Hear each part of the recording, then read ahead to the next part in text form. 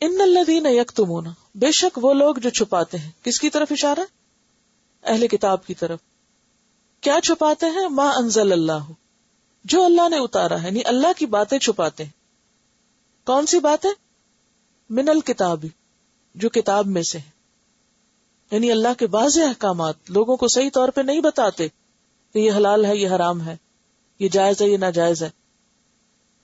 کچھ بتا دیتے ہیں جس میں ان کو اپنا فائدہ نظر آتا ہے، اور جہاں انہیں سمجھ آتا ہے کہ ہمارا نقصان ہو جائے گا، پھر ہمارے کاروبار بند ہوں گے، تو وہ پھر نہیں آگے بتاتے. سمجھ گئے کہ اہل کتاب ہوں، عالم ہوں، اور صحیح بات نہ بتائیں تو اس کی پیچھے غرض کیا ہو سکتی ہے؟ کوئی مفاد ہو سکتا ہے.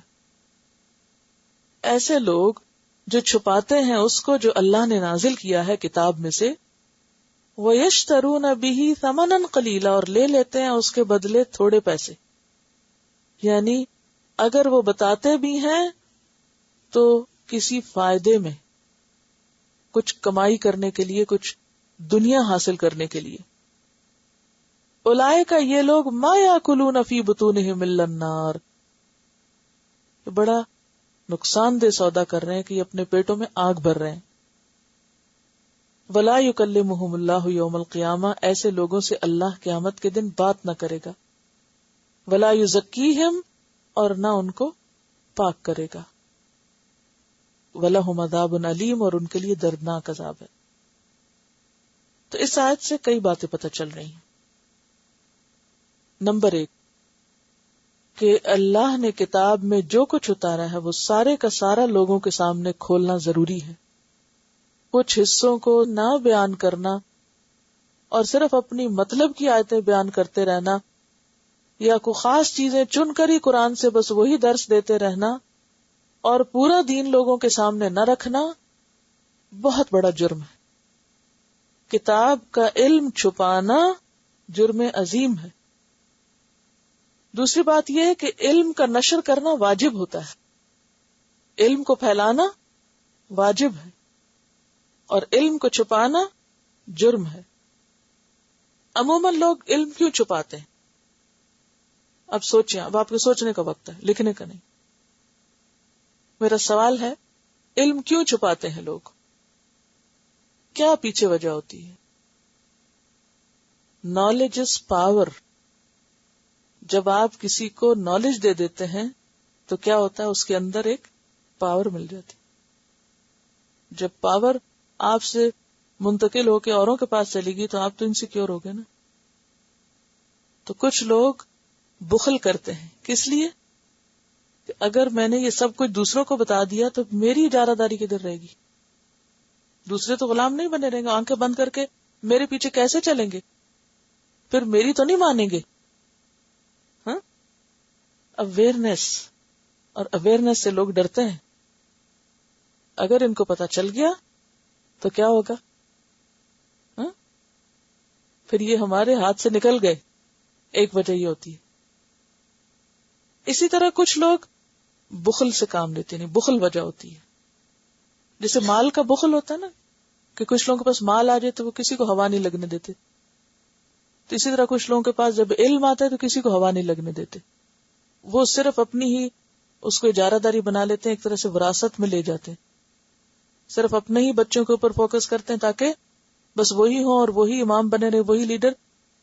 اسی لیے آپ نے دیکھا ہوگا کہ مذہبی اجارہ داری کی بھی ایک قسم ہوتی ہے کہ وہ، یعنی ایک اگر باپ عالم تھا تو اس نے اپنے بچوں کو محض اپنی گدی سنبھالنے کے لیے عالم بنایا، اور اوروں پہ وہ توجہ نہیں دی جو ان پر دی. اس کو بانٹا نہیں، پھیلایا نہیں، بلکہ ایک خاص چینل میں ہی رکھا کہ بس ادھر ہی. ہاں، اور اس کے پیچھے بھی غرض یہ ہے کہ ہمارے خاندان کی یا ہماری ذات کی جو ہے وہ ایک اجارہ داری بنی رہے، اوروں کو آگے نہیں آنے دینا ہم نے.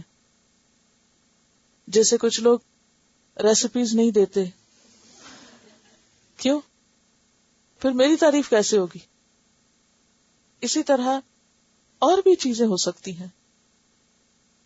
کہتے ہیں کہ بعض اوقات ریسیپی دے دیتے ہیں مگر ایک انگریڈینٹ ہٹا دیتے ہیں تاکہ وہ اصل ذائقہ یا اصل چیز نہ بنے. جی ہاں، اچھا، ایک صورت تو یہ ہے کہ بخل کرتے ہیں کہ پھر ہماری جو سے ہے یا ہماری جو اہمیت ہے وہ کم ہو جائے گی، یا پھر دوسرے بھی اتنے سارے لوگ ہمارے برابر کے ہو جائیں گے تو پھر ہماری تو شان ختم ہو جائے گی، پھر ہم کیسے سب کے لیے ایک خاص فگر بنے رہیں گے اگر باقیوں کو بھی سب مل گیا.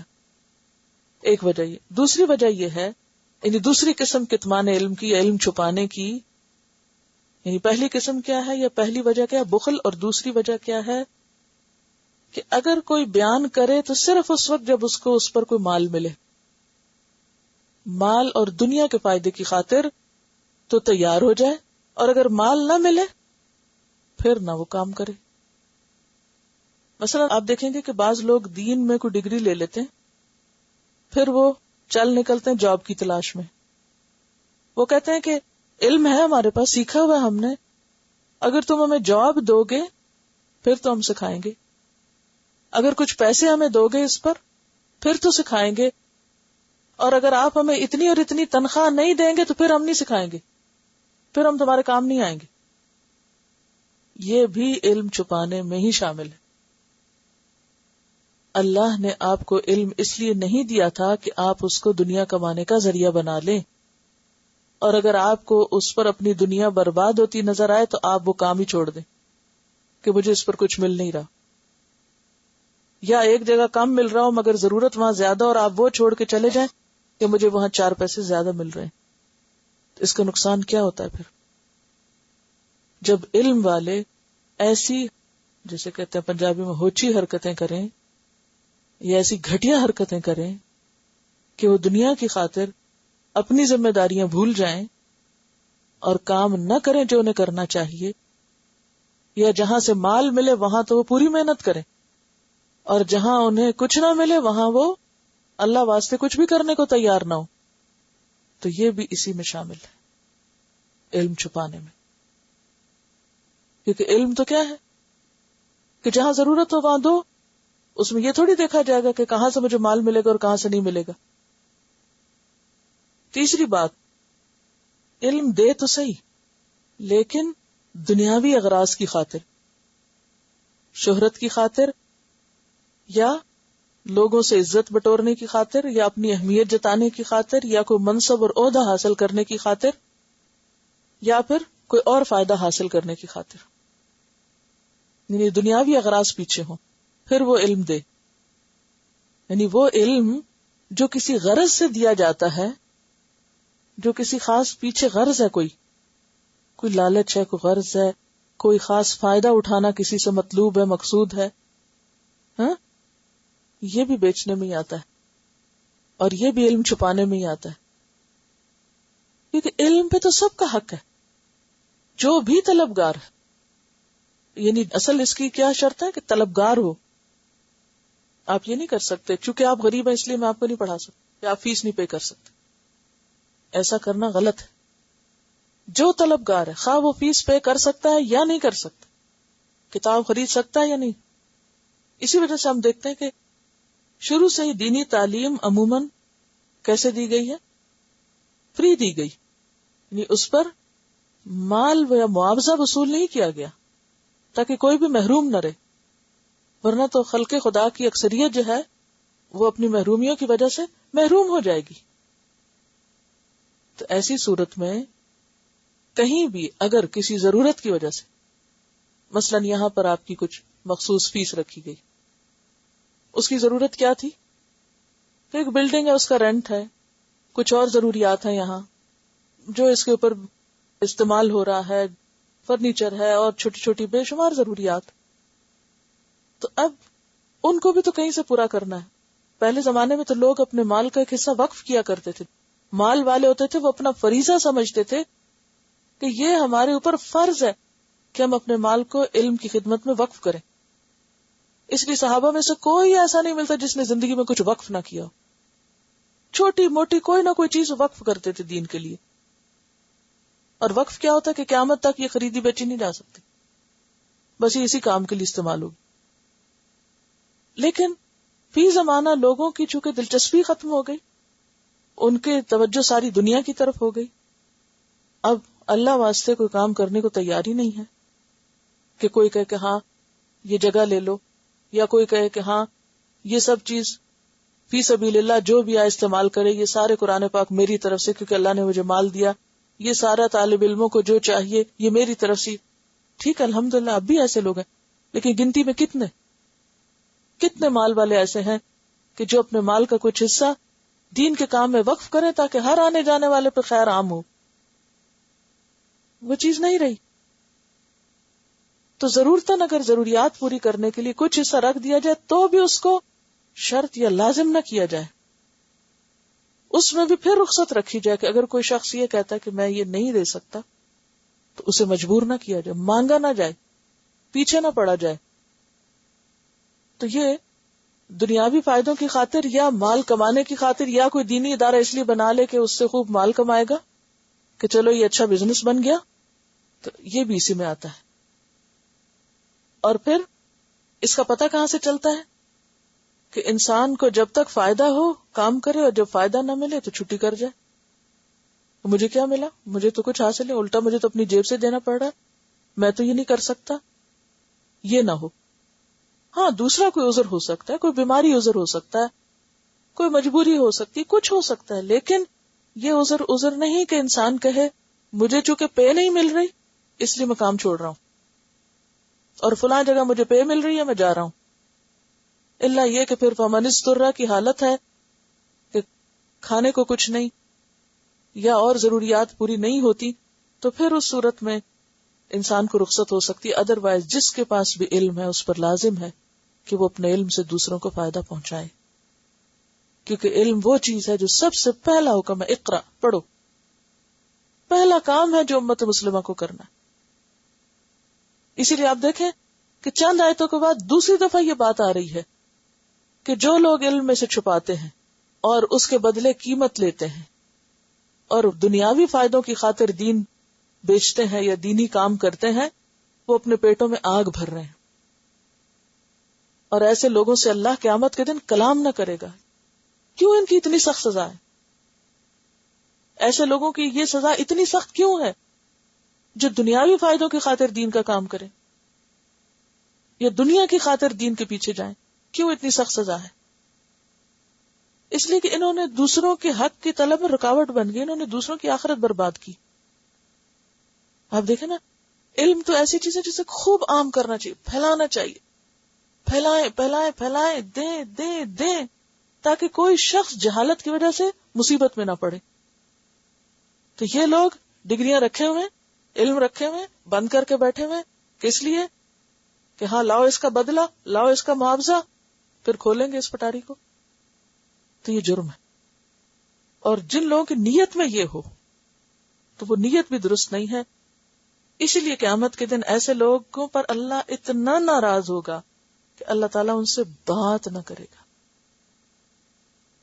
کسی کا بات نہ کرنا سب سے پہلی علامت ہوتی ہے ناراضگی کی. جب کوئی آپ سے صحیح طور پہ سلام نہ کرے یا بات نہ کرے تو آپ کیا پوچھتے ہیں اس سے؟ ناراض ہو تم؟ قیامت کے دن اللہ تعالیٰ ایسے لوگوں سے بات بھی نہ کرے گا، کلام بھی نہ کرے گا، حالانکہ وہ بڑے بڑے عالم ہوں گے، بڑے بڑی ڈگریوں والے ہوں گے اور بڑے بڑے معزز شخصیتیں ہوں گی دنیا کی، لیکن اس سب کے پیچھے مکروہ کاروبار تھا دنیا اکٹھی کرنے کا، یا نیت کیا تھی؟ دنیا کے فائدوں کا حصول. تو ایسے لوگوں سے اللہ کلام نہ کرے گا. ولا یزکیہم، انہیں آگ میں پھینکے گا لیکن پاک نہ کرے گا، اور ان کے لیے دردناک عذاب ہے. کیوں؟ اولئک الذین، یہ وہ لوگ ہیں اشتروا الضلالۃ بالہدی، جنہوں نے ہدایت کے بدلے گمراہی خرید لی. یہاں دلالت کیا ہے؟ حق کا چھپانا. اور ہدایت کیا ہے؟ حق کا پھیلانا. ان دو لفظوں کو سمجھیے. دلالت کو کس چیز سے؟ دلالت کا معنی گمراہی. گمراہی کس کو کہا گیا؟ حق کا چھپانا. یعنی یہ لوگ سب کچھ جان کے پھر انجان بن گئے. اور ہدا کیا ہے یہاں؟ حق کا پھیلانا. تو انہوں نے کیا کیا؟ حق کے پھیلانے کے کام کو چھوڑ کر حق کو چھپانے کا وتیرہ اختیار کر لیا. علم حاصل کر کے اس کو ضائع کر دیا. اور خاص طور پر آپ دیکھیے کہ ان ملکوں میں جہاں بالکل مواقع کم ہیں، بالکل مواقع نہیں ہے لوگوں کے پاس سیکھنے کے، اور جو جگہ بنی ہوئی ہیں وہاں پر بھی کوئی صحیح علم والے بعض اوقات نہیں ہوتے، یا ہوتے بھی ہیں تو اویلیبل نہیں ہوتے، یا ہوتے ہیں تو ان کی اتنی استطاعت اور وسعت نہیں کہ وہ سب کچھ کر سکے. اس لیے جن کے پاس تھوڑا بھی ہو تو انہیں بھی چاہیے کہ کچھ نہ کچھ اپنا حصہ ضرور ڈالا کرے، اپنے اوقات میں سے کچھ نہ کچھ حصہ، یعنی کہ یہ فی سبیل اللہ خیرات ہی ہے علم کی. یعنی آپ کو بتایا تھا نا کہ الکلمۃ الطیبۃ صدقہ، پاکیزہ کلمہ کیا ہے؟ صدقہ ہے. آپ کسی کو اچھی بات بتاتے ہیں تو کیا کر رہے ہیں؟ صدقے کی بہترین قسم ہے. کسی کو کچھ اچھی بات سکھا رہے ہیں. تو جن لوگوں کے پاس علم ہو اور پھر وہ محض سستی کے مارے یا محض غفلت یا محض کسی اور وجہ کے اس کو دوسروں تک نہ عام کریں، نہ دیں، نہ پہنچائیں، تو ان کی سخت پوچھ. حضرت ابو ہریرہ جب احادیث بیان کرتے تو کہتے تھے اگر یہ 2 آیتیں نہ ہوتی قرآن میں تو میں تم کو اتنی حدیثیں نہ سناتا. یہ 2 آیتیں مجھے چین نہیں لینے دیتی کہ جو کچھ میرے پاس ہے میں دے دوں سب کچھ. آج ہم میں سے کسی کی 2 آیتیں آتی ہیں سمجھ؟ یہ 2 آیتیں پتہ ہے؟ تو بات یہ ہے کہ جو لوگ ہدایت کو عام کرنے کی بجائے اس کو چھپاتے ہیں وہ دراصل مغفرت کے بدلے عذاب مول لے رہے ہیں، اور پھر اپنی اس روش سے باز ہی نہیں آ رہے. اتنا کچھ پتا چل جانے کے باوجود باز نہیں آ رہے. فرمائے فما اصبرہم علی النار، کس چیز نے ان کو آگ پہ اتنا صابر کر دیا؟ ان کو نہیں معلوم کہ اس عمل کا انجام آگ ہے؟ یہ اپنا وتیرہ طریقہ چھوڑ ہی نہیں رہے، اس چیز کو عام کر ہی نہیں رہے، اسے کھول ہی نہیں رہے، اسے بیان نہیں کر رہے. اور پچھلی آیت آپ کو معلوم ہے جس میں خاص طور پر کتاب کے بیان کرنے کی بات تھی. کون سی آیت تھی بلا؟ آیت نمبر ہے 159 کہ بے شک وہ لوگ جو چھپاتے ہیں جو ہم نے بینات میں سے نازل کیا اور ہدایت میں سے، اس کے بعد کہ ہم نے لوگوں کے لیے اس کو کتاب میں رکھا تھا. یعنی یہ کتاب کس کے لیے؟ ہدی للناس ہے، سارے انسانوں کی ہدایت کے لیے. اور وہ اس کو بس اپنے تک رکھ کے بیٹھے ہیں، خوش ہیں. ہم عالمہ فاضلہ بن گئے، ہم نے ڈگری لے لی اور بس اب کافی ہے، ہماری شان بن گئی، ہمیں کریڈٹ مل گیا کہ ہم پڑھے لکھے لوگ ہیں، اور اس کے بعد اب ہم جو بھی طریقہ اختیار کریں وہ سب جائزہ ہمارے لیے. اور میں فما اصبرہم علی النار، ان کو نہیں پتا کہ کتنا بڑا جرم ہے، انہیں نہیں پتا کہ علم کو چھپانا عذاب کا خریدنا ہے. تو یہ عذاب خرید کے اس پر کیسے صبر کیے ہوئے ہیں. یعنی ان کے اس رویے پر تعجب ہے، حیرانگی ہے. یہ فعل تعجب ہے نا، ما اصبرہ، تعجب ہے کہ ٹس سے مس نہیں ہوتے، اپنی روش چھوڑتے ہی نہیں، توبہ ہی نہیں کرتے. کیونکہ پچھلی آیت میں ساتھ کیا تھا؟ الا الذین تابوا، تو جو توبہ نہ کرے اور ڈھٹائی سے جمے رہے اپنے اس طریقے پر، تو ان کے لیے پھر کیا ہے؟ آگ ہے. اور پھر کس طرح یہ صبر کیے میں آگ پر؟ ذالک، یہ عذاب اس لیے ہے، یہ سخت سزا اس لیے ہے، بِأَنَّ اللَّهَ نَزَّلَ الْكِتَابَ بِالْحَقِّ، کہ اللہ نے کتاب کو حق کے ساتھ اتارا تھا. یعنی کتاب کے آنے کا مقصد کیا ہے؟ کتاب کس لیے آئی ہے بتائیے؟ حق کو باطل میں فرق کرتی ہے نا. کتاب حق کو بیان کرنے کے لیے آئی ہے کہ تمہارا رب کیا چاہتا ہے، درست طریقہ کیا ہے. یہاں عذاب کی وجہ بتائی جا رہی ہے کہ ان کو عذاب اس لیے کہ اللہ نے تو کتاب اس لیے اتاری تھی کہ لوگوں تک حق پہنچایا جائے، اور انہوں نے اس کو چھپا دیا، بند کر کے رکھ دیا. تو جو کتاب کے اتارے جانے کا مطلوب تھا، مقصود تھا، وجہ تھی، وہ تو پوری نہ ہوئی. یعنی مثلا ہمیں کتاب کا علم مل رہا ہے، ہم اس کو پڑھ رہے ہیں، تو ہمیں سے بہت سے لوگ اپنے لیے پڑھتے ہیں، ہمیں ثواب ہوگا اتنا، یہ مجھے پتہ چل جائے گا کیا صحیح کیا غلط ہے تاکہ میں جہنم سے بچ جاؤں. ٹھیک ہے، بہت اچھی بات ہے، لیکن یہ وہ نعمت ہے جو صرف اپنے لیے نہیں ہوا کرتی. اسی لیے صحابہ کرام وہ کہتے ہیں نا ہم خود پڑھیں گے، ہم ضرور اپنی عورتوں کو پڑھائیں گے، اپنے بچوں کو پڑھائیں گے، وہ آگے وہ آگے وہ آگے، کیونکہ ان کے اندر ڈے ون سے یہ بات بہت اچھی طرح واضح تھی کہ اللہ نے جو حق اتارا ہے یہ لوگوں کے لیے، سب انسانیت کا ورثہ ہے، یہ صرف ہمارے لیے نہیں ہے، سب کے لیے. وَإِنَّ الَّذِينَ اخْتَلَفُوا فِي الْكِتَابِ، اور بے شک وہ لوگ جنہوں نے کتاب میں اختلاف کیا، یعنی اللہ نے تو اصل حق بیان کیا تھا لیکن لوگوں نے تعویلیں کر کے اس میں اختلاف کر لیا، اور پھر اتنا آگے بڑھ گئے اختلاف مخالفت میں کہ واپس آنے کے بھی کوئی چانسز نہیں.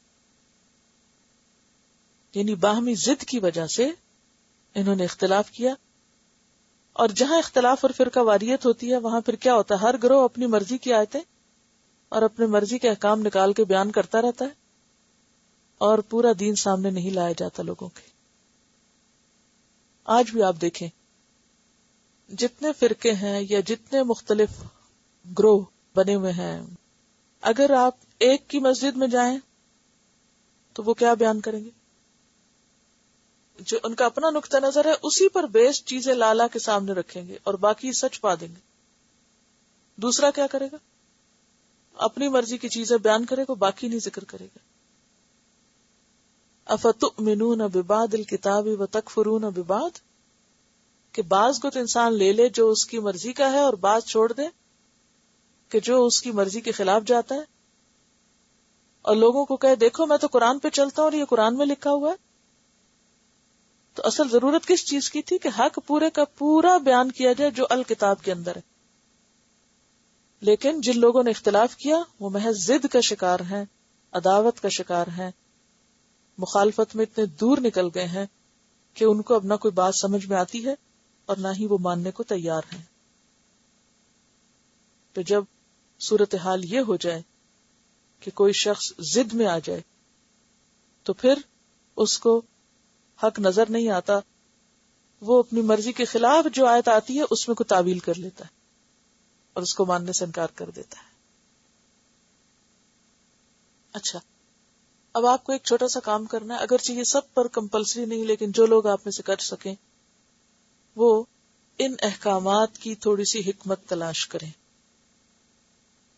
کہ مثلا پہلا سوال تو یہ ہے کہ عبادت کے لیے درست غذا کا انتخاب اور استعمال کیوں ضروری ہے؟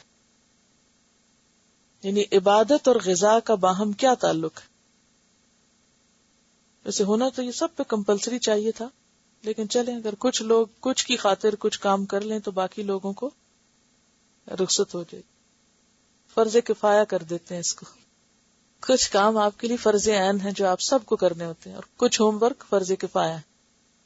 اگر کچھ بھی آپ میں سے کر لیں گے تو پھر کیا ہوگا؟ باقیوں کو بھی حق ادا ہو جائے گا اور ان کو بھی فائدہ ہو جائے گا. اس لیے میں سب پر فرض نہیں کر رہی کیونکہ سب کے پاس ظاہر ہے کہ اس درجے کا یا اس فیلڈ کا نالج نہیں ہو سکتا، یا بعض اوقات لائبریری نہیں ہے آپ کے پاس، یا آپ انٹرنیٹ کے ذریعے ریسرچ نہیں کر سکتے، یا آپ کے پاس اتنا ٹائم نہیں ہے، یا وٹ ایور ریزن. لیکن جو کرنے والے ہیں وہ کہیں نہ کہیں اپنے منزل تک پہنچ ہی جاتے ہوتے ہیں.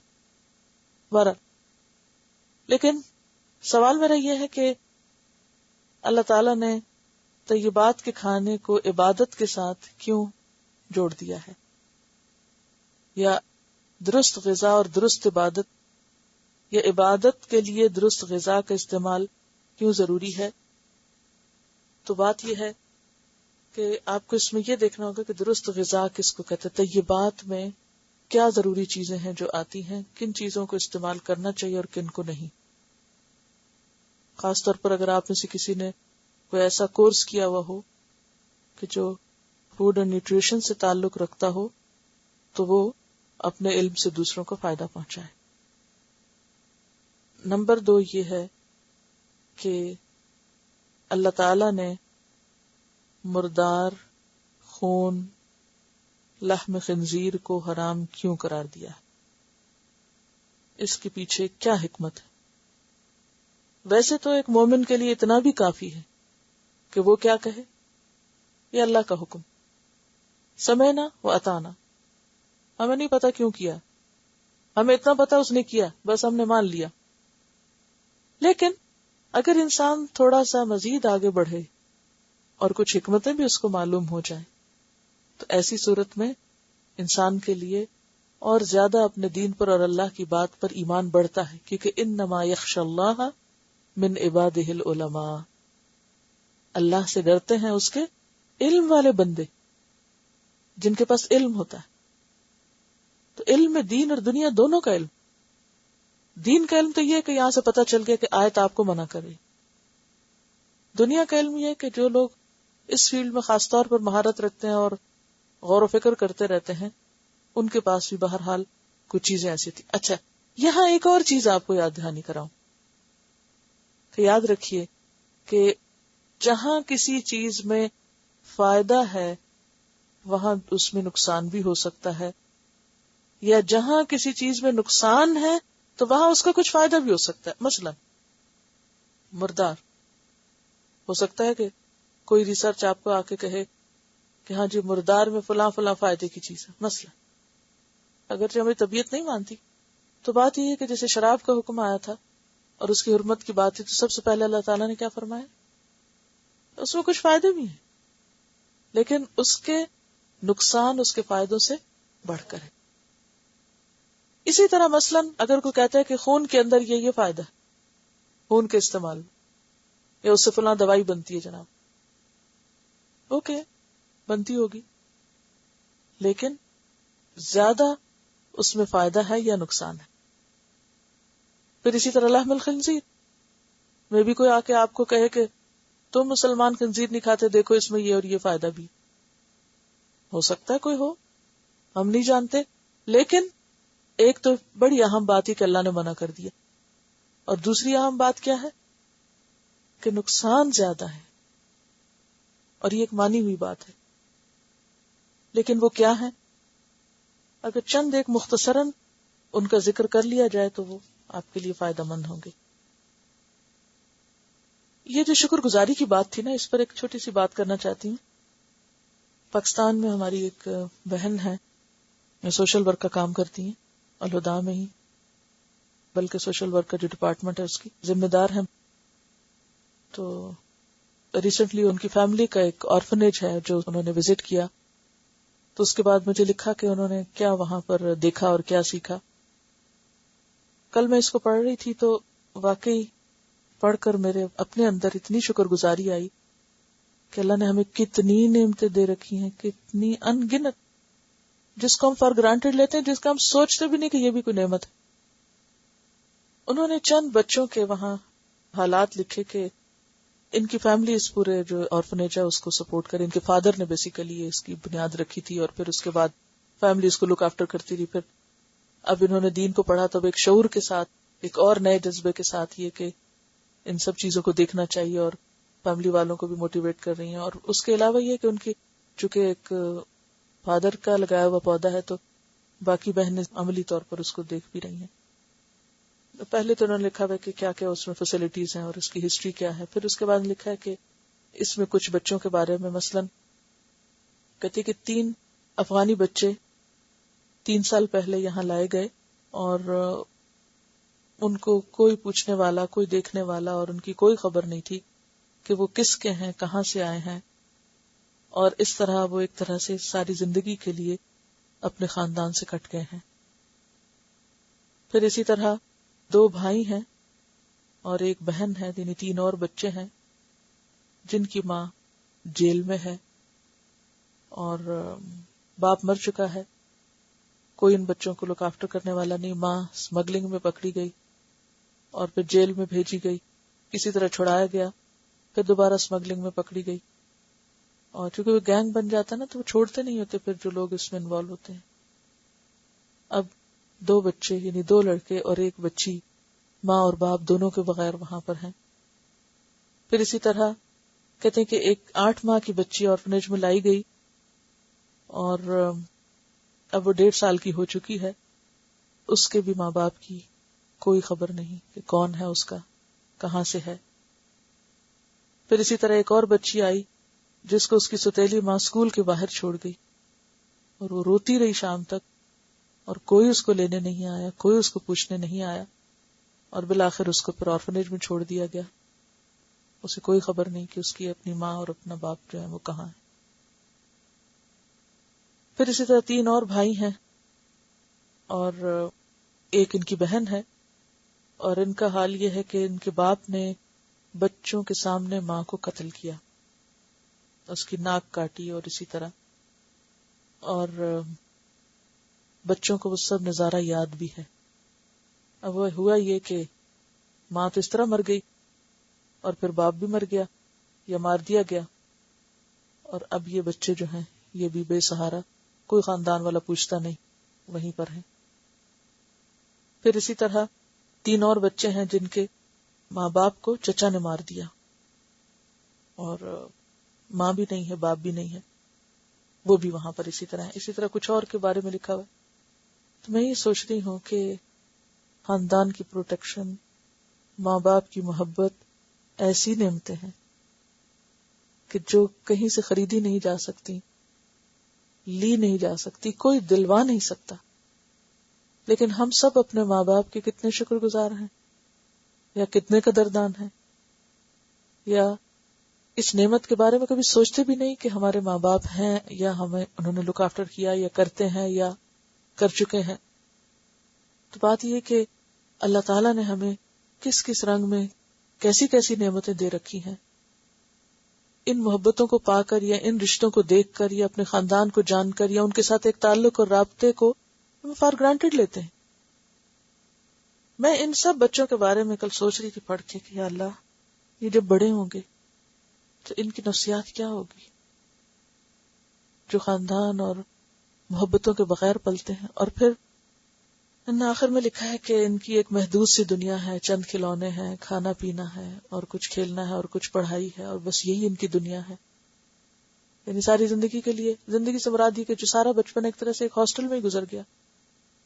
اگر تھوڑے عرصے کے لیے بھی ہمیں خاندان سے کٹ کے رہنا پڑے، آپ میں سے جو لوگ ہاسٹل میں رہ رہے ہیں یا اپنے شہر سے الگ یا فیملی سے الگ رہ رہے ہیں، کتنی بڑی ضرورت ہوتی ہے فیملی انسان کی. بہن بھائیوں میں چاہے کتنی بھی لڑائیاں ہوتی رہیں، لیکن پھر بھی وہ ایک دوسرے کے لیے ایک روحانی اور ایک خون کا تعلق ہوتا ہے. اور وہ لوگ جن ساری چیزوں سے محروم ہو گئے، تو کس قدر ہمیں اپنے رب کا شکر گزار ہونا چاہیے.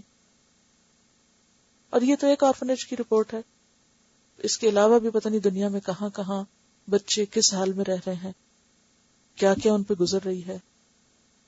اسی طرح ہماری ایک اور تیمیہ کی دوستی ہیں، وہ آج کل سوشیالوجی پڑھ رہی ہیں، تو ان کو ایک پروجیکٹ دیا گیا کچی بستی کا کہ وہاں جا کر بچیوں کو پڑھائیں اور دیکھیں اور ان کے بارے میں جانیں کہ وہ کس حال میں رہ رہے ہیں. آپ کو معلوم ہے کہ بعض بستیاں ایسی کہ جہاں پر گھر کا کوئی دروازہ نہیں ہے، بند نہیں ہوتا نا، مائیں سارا دن بچوں کو چھوڑ کے خود کاموں کو چلی جاتی، لوگوں کے گھروں میں کام کاج کرتی. پیچھے سے ان بچیوں کا حال کیا ہے. ایک بچی 8 سال کی جسے ریپ کیا گیا، اسی طرح اور یعنی کوئی لک آفٹر کرنے والا نہیں، گھر کا دروازہ بند نہیں، کوئی پروٹیکشن نہیں، کوئی سیکیورٹی نہیں، کوئی پرائیویسی نہیں، کچھ نہیں. یعنی کہیں رشتے نہیں، ماں باپ نہیں، کہیں ماں باپ ہیں تو وہ کاموں میں مصروف ہیں، پیچھے کوئی دیکھنے والا نہیں، کوئی پروٹیکشن نہیں، کہیں کھانے کو نہیں. ہمارے پاس کتنی نعمتیں ہیں زندگی کی، لیکن اس کے باوجود بھی ہم نالاں ہیں، شکر گزار نہیں. اللہ نے جو کچھ دیا ہے اسے استعمال کریں اور اس کا شکر بجا لائیں.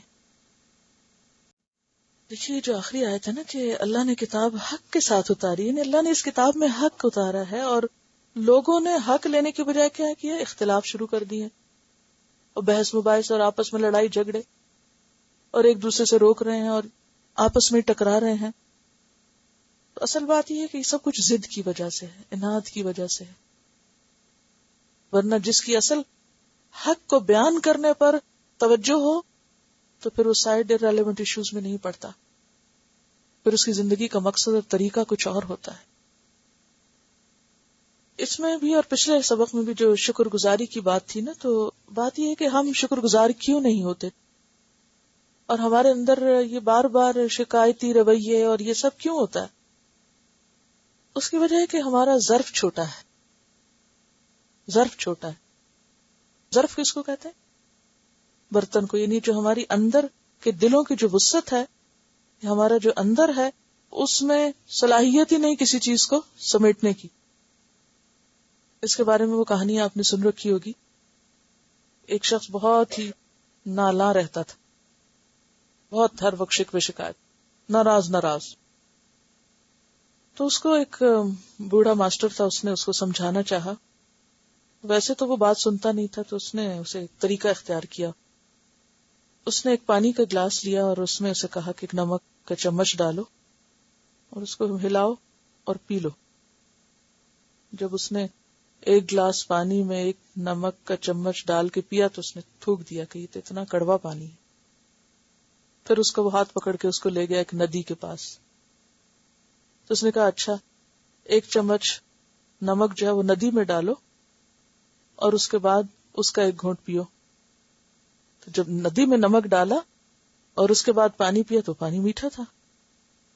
تو اس نے کہا فرق یہی ہے، گلاس میں چونکہ پانی کم تھا، گلاس کا ظرف چھوٹا تھا، برتن چھوٹا تھا، لہذا نمک کا چمچ جو ہے وہ اس میں بہت شدت دکھا گیا، بہت کڑوا ہو گیا. لیکن بہتی ندی کا ظرف بہت بڑا، تو اس میں آپ ایک چمچ کے 1000 چمچ بھی ڈالیں تو وہ کڑوا نہیں ہوگا. اسی طرح جو لوگ تنگ دل ہوتے ہیں، تنگ ذہن ہوتے ہیں، بخیل ہوتے ہیں، چھوٹا ظرف ہوتا ہے جن کا، شارٹ سائٹڈ اور چھوٹے دل والے، ان کا حال کیا ہوتا ہے؟ ذرا سی تکلیف آئے خوب چلائیں گے، ذرا سی کوئی مشکل آئے خوب واویلا کریں گے، کوئی چھوٹی سی نعمت کم ہو جائے خوب واویلا کریں گے، کیونکہ ظرف ہی نہیں ہے نا، بات بات پہ آپے سے باہر ہے. اس کے برعکس جن لوگوں کے دل بڑے ہوتے ہیں، جن کے اندر وسعت ہے، جن کی زندگی میں کوئی مقصد ہے، وہ چھوٹی چھوٹی باتوں کو مائنڈ کر کے بیٹھ نہیں جاتے. وہ ان چیزوں کے پاس سے اس طرح اذا مروا باللغو مروا کراما، جو لغو کے پاس بےہودہ، فضول، بیکار اور ایسی چیزوں کے پاس سے گزرتے ہیں تو بہت معزز طریقے سے گزرتے ہیں، وہ چیز ان کو بادر نہیں کرتی. تو ہم بھی شکر گزار کیوں نہیں ہوتے کہ ہمارا ظرف ہی نہیں، ہم نعمتوں کو محسوس ہی نہیں کرتے، ہمارے اندر وسعت ہی نہیں، دل کھلا ہی نہیں کہ ہم اپریشیٹ کر سکیں. اپریسیشن ہے ہی نہیں. شکر گزاری کیا ہے؟ ایک طرح سے اعتراف کرنا. اعتراف جو بندہ کرتا ہے کہ یہ اچھی چیز ہے تو فوراً اگلا ری ایکشن کیا ہوتا ہے؟ الحمدللہ، تعریف، اللہ کی تعریف بیان ہوتی ہے. یہی شکر گزاری. اس کا سوال یہ ہے کہ اگر کوئی شخص غلط کام کر رہا ہے اور ہم اسے نہیں بتاتے تو یہ بھی علم چھپانا ہے؟ نہیں، یہ علم چھپانا نہیں ہے. اگر آپ یہ جانتے ہیں اور آپ کو یقین ہے کہ اس کو پتا ہے کہ یہ کام غلط ہے اور پھر وہ کر رہا ہے تو وہ خود ذمہ دار ہے. اور اگر آپ کو یہ ہے کہ اس کو پتا نہیں ہے اور وہ جہالت میں غلطی کر رہا ہے تو پھر آپ کا فرض ہے کہ آپ اس کو لازمی بتائیں. اور اگر کوئی غفلت کا شکار ہے تو پھر اصل چیز وہ بات بتانا نہیں ہے، اصل چیز پھر کیا ہے؟ غفلت کا علاج. دیکھیں نا، یہاں پر مثلا آپ کا بھائی ہے، مثلا وہ غلط کام کر رہا ہے، آپ کو پتا ہے کہ یہ غلط کر رہا ہے اور آپ اسے بتا بھی چکی ہیں اور اس کو خود بھی پتا ہے کہ وہ غلط ہے اور پھر بھی وہ کر رہا ہے. تو اب آپ کیا کریں گی؟ اب آپ یہ نہیں کریں گی دوبارہ اس کو بتائیں گی، ٹھیک ہے نا؟ دوبارہ بتانے کی بات نہیں ہے، علاج کی بات ہے. اب بجائے اس کے کہ آپ اسے یہ کہیں یہ غلط ہے چھوڑ دو، غلط ہے چھوڑ، اور وہ کہے گا ہاں مجھے پتا ہے غلط ہے میں نہیں چھوڑتا. یہ نہیں ہے اس کا طریقہ. اس کا طریقہ کیا ہے؟ آپ وجہ ڈھونڈیں گی کہ یہ کیوں کر رہا ہے اور اس وجہ کا علاج کریں گے. جب تک دلوں میں خدا کا خوف نہیں، دلوں میں خدا کی عظمت نہیں، خدا کی محبت نہیں، صرف حکم بتا دینے سے بات نہیں بنتی. ٹھیک ہے؟ اب اس میں کیا ہے کہ اصل حکم بتائیں کہ یہ دیکھیں یہ کیا لکھا ہوا نا، یہ بتائیں. ڈائریکٹ یہ نہ کہیں یہ کام کرتے ہو یہ شرک ہے، وہ کرتے وہ شرک ہے، یہ حرام ہے وہ حلال ہے. یہ اس طرح صرف فتوے دیتے رہنے سے یا صرف ججمنٹس پاس کرتے رہنے سے لوگ نہیں مانا کرتے. آپ دیکھیں کہ اللہ تعالیٰ نے پہلے کیا فرمایا. یہ نہیں کہا کہ یہ حرام ہے، اس سے پہلے کیا کہا؟ ذرا سامنے لائے نا آیت رکھیں سامنے اپنے. کیا کہا پہلے؟ انداز دیکھیں نا، حرام کرنے کا بھی انداز دیکھیں. پہلے کیا کہا؟ کھاؤ. پازیٹیو بات ہے، پہلے کھاؤ، سب کھا سکتے ہو، کھاؤ، اللہ کا شکر کرو. ہاں حرام تو بس یہ ہے. اچھا ہم کس سے شروع کرتے ہیں؟ یہ نہیں، یہ نہیں، یہ نہیں، یہ نہیں. اچھا ابھی کیا کرو؟ یہ کوئی نہیں بتاتا. حضرت یوسف علیہ السلام نے کیا کیا تھا جیل خانے میں؟ اگر آپ نے ابھی نہیں سورۃ یوسف پڑھی، انشاءاللہ آگے قرآن آپ کو واضح کرے. کئی سال تک جیل خانے میں رہے تھے، لیکن اٹھ کے ہر روز لوگوں کو نہیں ڈنڈا پکڑ کھڑے ہو جاتے، تم یہ غلط کرے، تم یہ نہیں. اپنا اخلاق اور کردار اور مدد کا انداز اور اپنا ایک طریقہ ان کا اتنا اچھا تھا. ایک تو شخصیت ایسی تھی بذات خود کہ جب ان لوگوں کو خواب آئی تو پورے جیل خانے میں کتنے لوگ ہوتے، بے شمار لوگ ہوتے، ان میں سے وہ شخص نظر آیا کہ ہاں اس کی بات قابل اعتبار ہو سکتی، میں اس سے جا کے پوچھوں. سب سے پہلا کام ہے اپنا اعتبار بٹھائیے، لوگوں قابل اعتبار بنیے. ٹھیک ہے نا؟ اگر ہم قابل اعتبار نہیں تو لوگ ہماری بات کیوں سنیں گے، یا ہمارے صرف ایک فیصلے کو کیوں مان لیں گے؟ وہ کہیں گے ہمیں پتہ، جاؤ تم چپ رہو، تم اپنے آپ کو دیکھو، مجھے نہیں دیکھو. تو اس کے لیے بے حد ضروری ہے کہ ہم اپنی شخصیت کے اندر بھی صبر، تحمل، خیرخواہی، اخلاق اور احسن معاملہ لائیں، تاکہ لوگ توجہ کریں، لوگ خود کہیں کہ ہاں بتاؤ ہم کو. ٹھیک ہے، یہ بھی تیاری ہے نا بتانے کی. آپ کو پتہ ہے کہ میں کیوں کہتی ہوں لائنیں درست کر لو، ہل جل مت کرو، ادھر ادھر نہ گھومو، چال میں وقار، بات میں وقار، انداز میں. یہ ساری چیزیں جو ہیں یہ علم کا حصہ ہیں. یہاں آپ اس لیے نہیں صرف آتے کہ چند لفظوں کا ترجمہ آپ کو آ جائے اور چند آیتوں کا تفسیر آپ لکھ لیں. نہیں، یہ سب بھی اس کا حصہ ہے کہ جہاں ہم بیٹھے ہیں وہ جگہ کیسے نظر آتی، ہم کس ترتیب سے بیٹھے ہوئے، کام کیسے کر رہے ہیں، چل کیسے رہے، معاملہ کیسے کر رہے ہیں. یہ ساری چیزیں اسی کا حصہ ہیں. اور اگر یہ نہیں تو دین خوبصورت محض کتاب کے پڑھنے پڑھانے سے نہیں نظر آئے گا. تو یہ جو آخری جملہ ہے نا کہ لوگ کیسے مانے، نمبر 1 تو لوگوں کی بیماری ڈھونڈیں کہ ان کی وجہ کیا ہے. نمبر 2 خود کو قابل اعتبار بنائیں کہ لوگ آپ کی بات پہ ٹرسٹ کر سکیں. آپ یقین کریں کہ اگر آپ اس پر کام کریں انشاءاللہ اور اللہ سے مدد مانگیں تو ایک وقت آئے گا کہ سب آج آپ کی مخالفت کر رہے ہیں نا، کل ایک ایک بندہ سارے دکھ آ کے آپ کو سنائے گا. سب کو چھوڑ کے آپ پہ بھروسہ کرنی، آپ مجھے بتائیں جو آپ کہیں گے میں وہ کروں. اور یہ چیز کیسے پیدا ہوتی ہے؟ اس صبر اور انتظار سے، اور اپنے آپ پر کرنے سے، انٹروورٹ یعنی اپنے اوپر کام کرنے سے کہ مجھے کس وقت میں کیا کرنا ہے، حکمت سے. ٹھیک ہے، اوکے. وآخر دعوانا ان الحمدللہ رب العالمین. سبحانک اللہم و بحمدک، نشہد ان لا الہ الا انت، نستغفرک و نتوب الیک. السلام علیکم و رحمۃ اللہ.